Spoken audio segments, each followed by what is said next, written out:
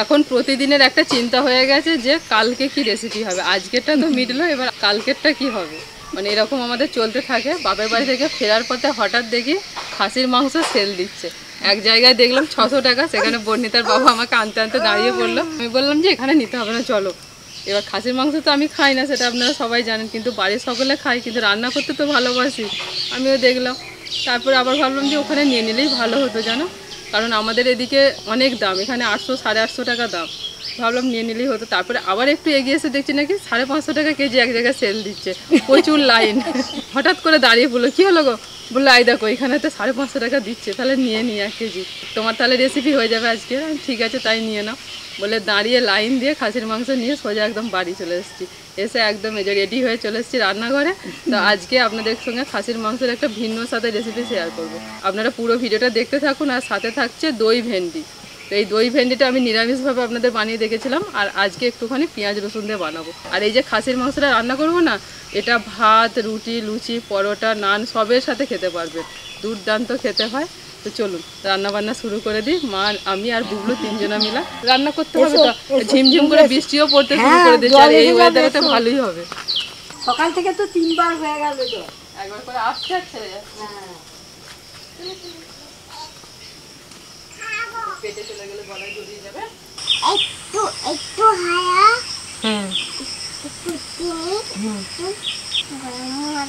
এইটা লঙ্কা গুঁড়ো, এইটা ধনে গুঁড়ো, ওটা লবণ, ওটা হলুদ গুঁড়ো, ওটা জিরে গুঁড়ো, ওটা কাশ্মীরি লঙ্কার গুঁড়ো, ওটা গরম মশলা গুঁড়ো।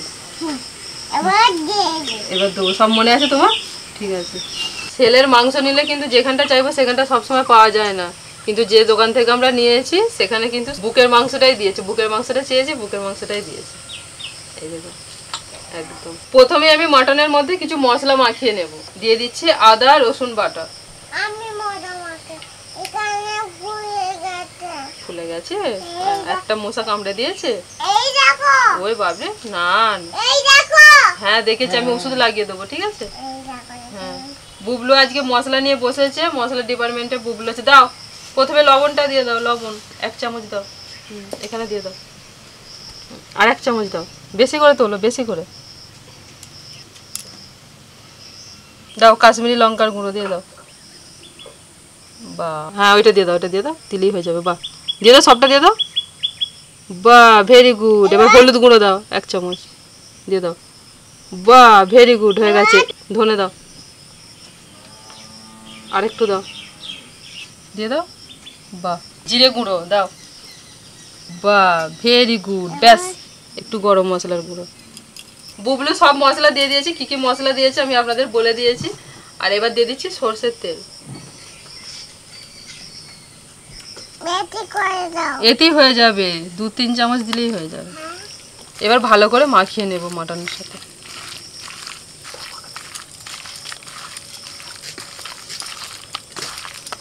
তেজপাতা রেখে দাও বুবলু, একটু পরে লাগবে তেজপাতাটা। হ্যাঁ, ওটা ফোড়নে লাগবে। ঢাকা দিয়ে আমি রেখে দিচ্ছি প্রায় আধ ঘন্টার জন্য।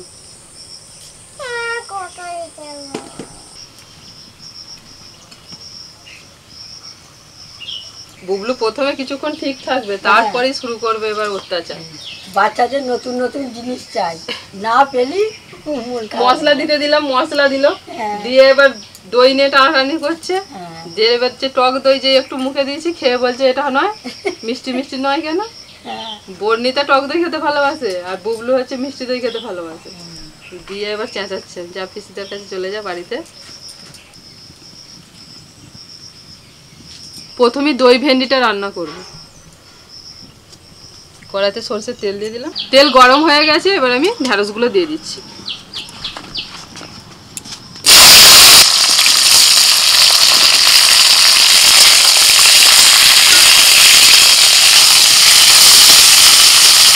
অল্প করে একটু লবণ দিয়ে দিচ্ছি। বুবলু তো লবণ আর লঙ্কার গুঁড়ো সব একদম মিশিয়ে দিয়ে আমার চলে গেছে। একটু আলাদা করে নাও, আর কি করবে বলে। মানে যেটা লঙ্কা গুঁড়ো তুলেছে ওইটাতেই লবণ দিয়ে তুলেছে গো। দিয়ে দেখুন না, লঙ্কা গুঁড়োর সাথে লবণ পাইল হয়ে লবণটা লাল হয়ে গেছে। কাজ না দিলে কিছু না করতে দিলি। এবার আমি বাড়ি যাব, আমি পিসির কাছে যাব, আমায় দিয়ে আসবে, চলো। আমি পিসির কাছে যাবো, পিসিরা বলে না, বলে পিসি কাছে। ও বাবা পিসিমা বলে বলে ও বলে পিসি। ঢেঁড়সগুলোকে একটু ভেজে নিয়েছি, দেখুন ঢেঁড়সের সবুজ কালারটা কিন্তু আছে, অথচ হালকা হালকা ভাজাও হয়ে গেছে। এই অবস্থাতেই নামিয়ে নিচ্ছি। ওই তেলের মধ্যে দিয়ে দিচ্ছি পেঁয়াজ কুচি,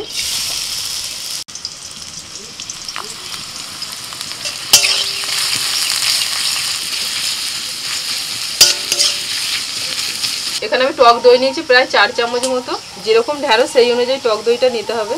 এবার আমি দিয়ে দিচ্ছি লবণ, লাল লঙ্কার গুঁড়ো 1 চামচ, কাশ্মীরি লঙ্কার গুঁড়ো 1 চামচ, 1 চামচ দিচ্ছি ধনে গুঁড়ো, 1 চামচ দিচ্ছি জিরে গুঁড়ো, আর 1/2 চামচ দিচ্ছি হলুদ গুঁড়ো। ভালো করে মিশিয়ে নেব দইয়ের সাথে। পেঁয়াজ ভাজা হয়ে গেছে, দিয়ে দিচ্ছি আদা রসুন বাটা।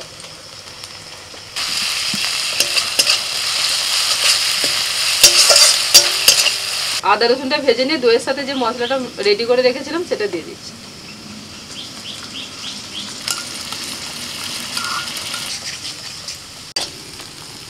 ভালো করে মশলা কষিয়ে নিয়েছি, একটু তেল ছাড়া হয়ে গেছে, জল দিয়ে দিচ্ছি।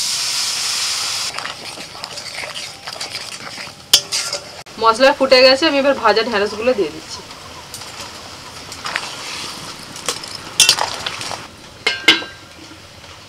ঢেঁড়স ভাজতে ভাজতে অনেকটা নরম হয়ে গেছিল, তাই আমি মিনিট 10 জন্য ঢাকা দিয়ে দিয়েছিলাম।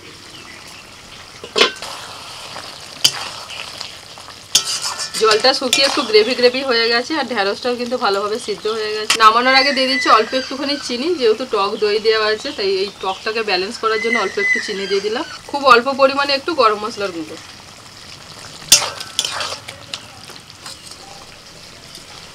মায়ের পুরি খুব ভালো লেগেছে না আমার, আবার ইচ্ছা করছে যেতে।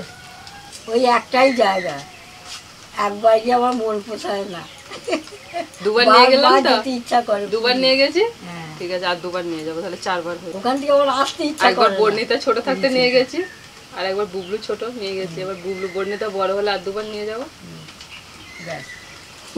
যে ওখানেই রেখে আসবি। হ্যাঁ, এত সুন্দর সম্পদকে কেউ রেখে আসে? নিয়ে চলে আসবো। হ্যাঁ গো, মন খারাপ হয়ে যায় জানো, ওখান থেকে আসার সময় মন খারাপ হয়ে যায়, আমি কেঁদে ফেলি। কড়াইতে অল্প তেল দিয়েছি, ওর মধ্যে ক্যাপসিকাম দিয়ে দিচ্ছি।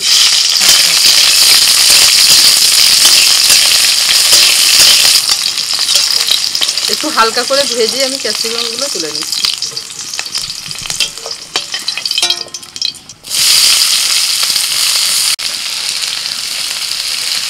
পেঁয়াজের মধ্যে দিয়ে দিচ্ছি কাঁচা লঙ্কা কুচি, 6-7টা কাঁচা লঙ্কাকে ছোটো ছোটো করে টুকরো করে নিয়েছি। এবার দিয়ে দিচ্ছি 10-12টা কাজু বাদাম।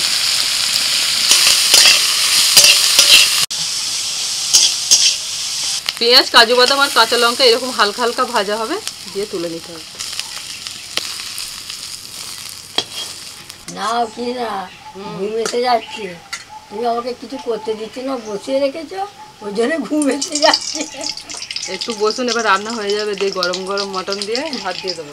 বাহ, ওই কড়ার মধ্যে আর একটু সরষের তেল দিয়ে ওর মধ্যে আমি ফোড়নে দিচ্ছি তেজপাতা, শুকনো লঙ্কা, বড় এলাচ, ছোট এলাচ, দারচিনি, লবঙ্গ আর গোটা জিরে। ফোড়নটা হয়ে গেছে, এবার মশলা মাখানো মটনটা দিয়ে দিচ্ছি।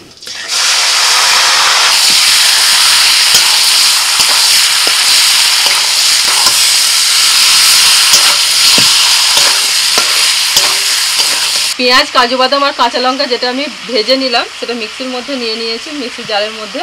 আর ওর মধ্যে দিয়ে দিচ্ছি বেশ কিছুটা ধনেপাতা। ধনেপাতাটা কিন্তু একটু বেশি লাগবে, ঠিক এতটা পরিমাণে লাগবে।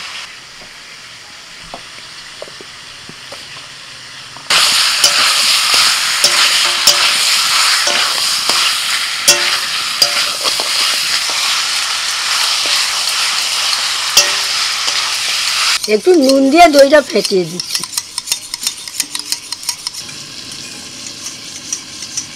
মিনিট 10 জন্য ঢাকা দিয়ে রেখেছিলাম।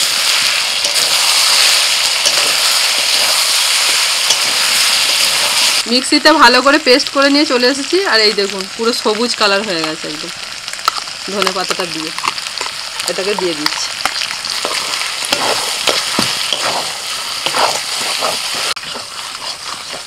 পেস্ট করা মশলাটা দিয়ে এবার আমি কিছুক্ষণ কষাতে থাকবো।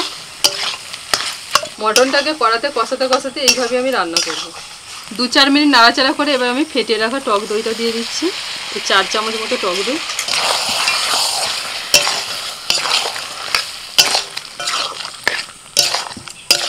মিক্সির জারটা ধুয়ে আমি দিয়ে দিচ্ছি একটু জল।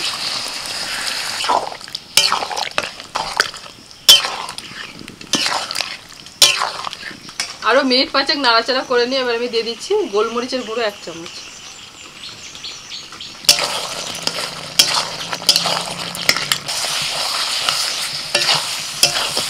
প্রায় 40 মিনিট মতো আমি মটনটাকে কষিয়ে নিয়েছি। এবার আমি একটুখানি হালকা গরম জল দিয়ে দিচ্ছি। ঢাকা দিয়ে আরও 20 থেকে 25 মিনিট মতো রান্না করে নেব।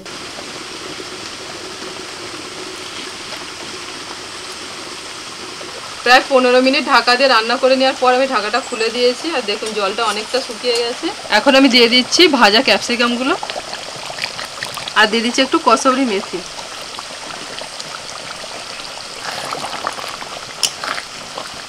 তোমার মাংস রান্নাও হয়ে এলো আর জলও শুরু হয়ে গেল, রান্নাও শেষ হয় জলও শুরু হয়।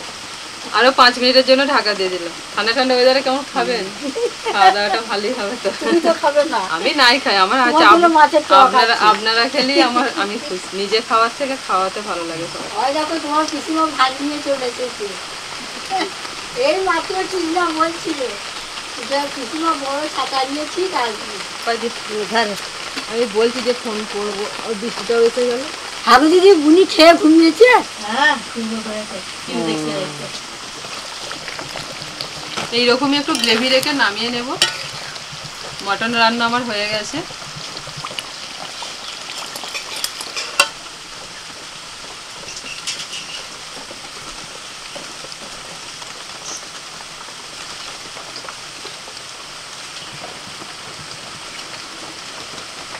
আগে শুকনো শুকনো ভাতে দই ঢ্যাঁসটা খাবো, তারপরে খাসি মাংস খাবো।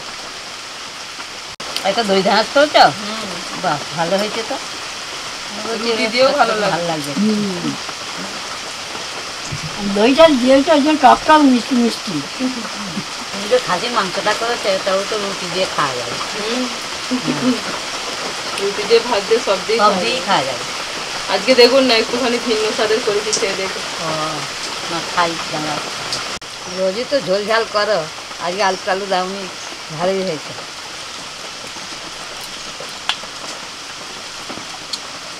না, এবার খাসি মাংস দিয়ে খাবো। রিনাকে বলতে হয় না, যে যেটা খায় তাকে সেইটাই দেয়। নিজে খাসি মাংস খায় না, আমাদেরকে এত সুন্দর রান্না করে খাওয়ায়। উনিও খাসির মাংস খেত না, মা খায় না, ও খেত না। এখন একটু একটু করে বকে ঝোঁকে খায়। এখন খায় তো। এখন ওই বকে ঝোঁকে একটু একটু খাচ্ছে। এত সুন্দর মাংসটা রান্না হয়েছে। যে খাবে না তারা খেতে ইচ্ছে করে।